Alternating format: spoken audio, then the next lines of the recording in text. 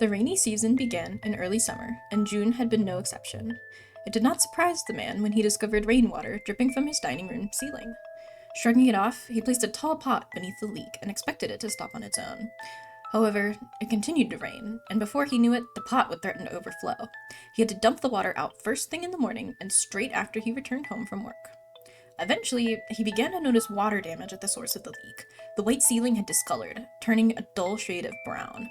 He checked the weather and realized that it would continue to rain sporadically over the next 10 days. The man was worried about the ceiling mildewing and becoming an expensive repair, so he called a local handyman.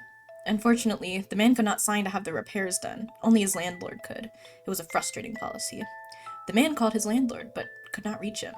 He left him a few voicemails detailing how the damage was becoming progressively worse. The man was clueless as to why the landlord would not return his calls. They usually kept in touch, speaking at least twice a month.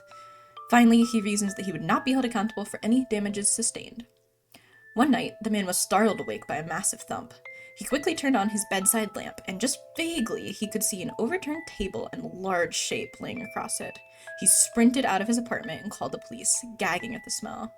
The man sat in the police station with a blanket wrapped around his shoulders and a coffee mug resting in his hand.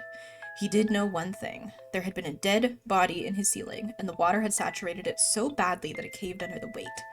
So far, the body was unidentifiable due to rainwater and was being autopsied. While the man waited, he called his landlord and finally reached him, panicking as he explained the situation. His landlord was just as alarmed, and the man pleaded for him to come to the station while he made his statement. The man paused as a detective crossed over to him, and he lowered his phone, wondering if the body had been identified. His blood ran immediately cold, and he shook his head in terror. The body belonged to Richard Thompson, his landlord, and he had died over a year ago. That's not what disturbed him the most. If his landlord was dead, then who was pretending to be him?